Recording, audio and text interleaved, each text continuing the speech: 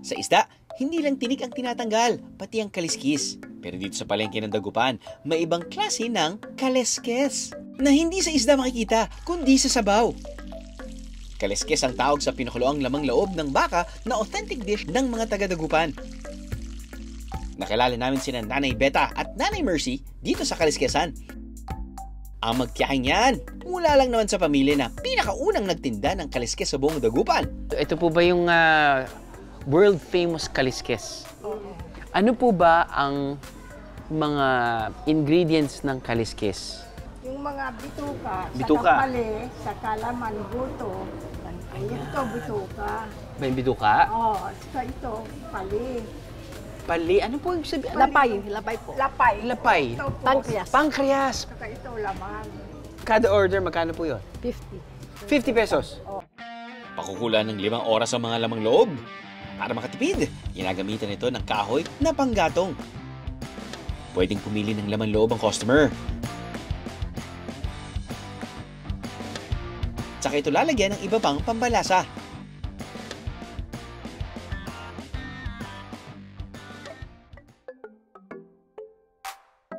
Anong lasa, sir? Well, dahil nilagyan ko ng kalamansi, medyo umasim siya, no? Pero, tas naglagay tayo ng sili, may kagat. Pero kung minsan yun talaga hinahanap natin, yung asim, yung anghang, pati yung, alam mong matagal na pinakuluan na karne. Kasi galing din yan sa buto. Tama po? Walang buto. Puro laman loob yan. Basta dito, ito lang, laman. Yan lang talaga.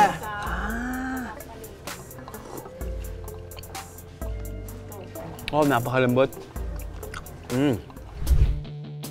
Sa araw na ito, susubukan kong tulungan sina Nanay Beta at Nanay Mercy sa pagtitinda.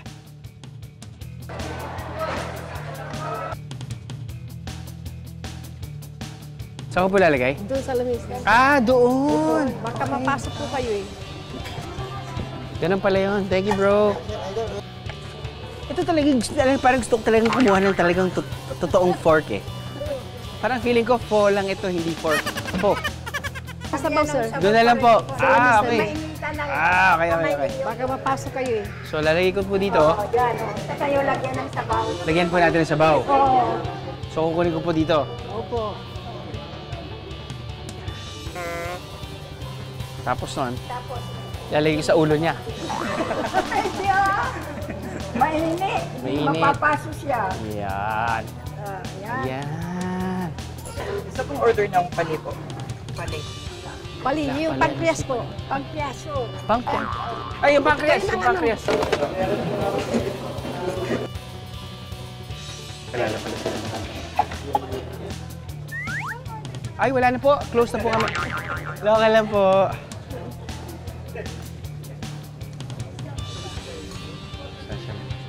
Yes, ma'am. Hindi na po. Ma'am, ano po sinabi niya? Sino po si Losa? Sino po? Ano po yan? Valenteroso. Yung large intestine. A large intestine.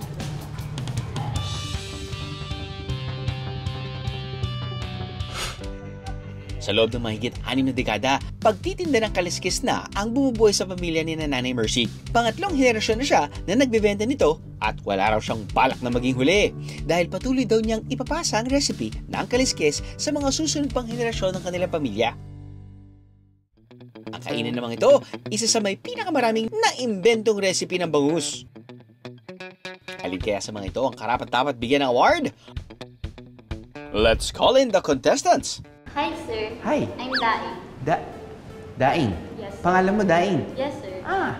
Because I'm dying inside to help you. Kubo. Ano po ba yung luto na yan? Bangus chili salted egg po. Bangus chili salted egg. Contestant number 2. Hi, sir. Hi, ma'am. Ano po ang tawag sa bangus na mahilig sa chicks? Bangus na mahilig sa chicks? Ano po? Matinik. Pero, buti na lang, boneless ang bangus namin. Loyal sa'yo. Oh, yan naman pala yung bali nun eh. Ito po ay bangus hickory barbecue with pineapple salsa. Mm. Hi, sir. Hi, ma'am. Fish ka ba? Hindi po. Fish be mine, sir. Hindi mo na kailangan sabihin. Feeling ko, daing na bangus na kare-kare. Brad. Ayos tayo, Brad? Yan. Woo! Sir, ano pong tawag sa bangus kapag nahati? Anong tawag sa bangus kapag nahati? Ano po? Tuna. Tuna. Teka talaga, Mars. Ano naman yung inanda mo sa akin ngayon? Bangus cordon bleu po. Pero parang nagkakaroon ng earthquake tong bangus na tong cordon bleu. It's like blowing my mind away ng cordon bleu. Okay.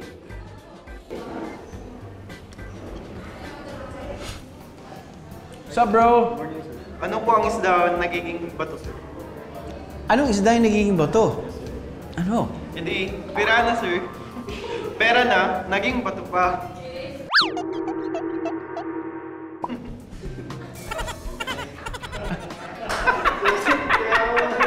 Ano yan, Pards? Ano po, kilawing bangus. Pwede rin pala. Hindi rin pahuhuli ang mga paandar na dishes gaya ng pinaputukang bangus at cheesy baked bangus. Hi, ma'am. Hi, sir. Pick up na lang. Bangus ka ba, sir? Bangus ako? Sa dami-dami na kinakain ko, parang nagiging bangus na ako. Naruto ka, sir. In Tagalog po, mahal kita. Oh, wow! Ba naman talaga. And our last contestant number 8. Hi, ma'am. May baon ka? Sige. Share mo yung baon mo. Roses are red, violets are blue. I want to go fishing with you, sir. Basta bangus, masira.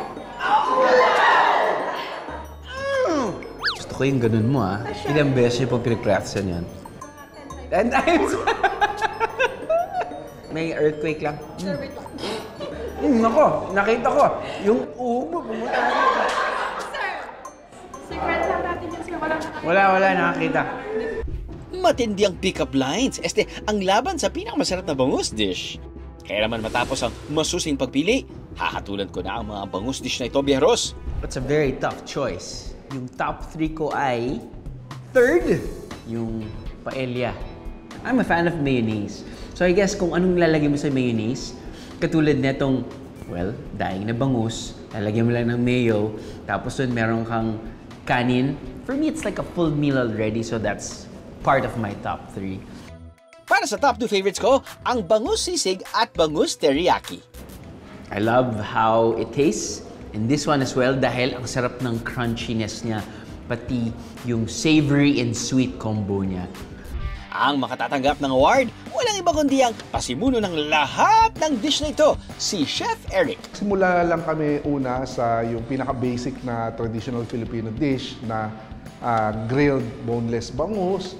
Tapos eventually naisip namin kailangan natin mag-come up pa ng mga other kinds of luto para kumbaga hindi magkaroon ng customer fatigue. And eventually may kaibigan ako na chef, nag-join forces kami. Nakalakhan ni Chef Eric ang iba't ibang luto ng bangus na made with love ng kanyang lola. At ngayon, naibabahagi na rin niya ang bangus sa maraming hapagkainan sa buong bansa dahil may mahigit 70 branches na ang kanyang negosyo.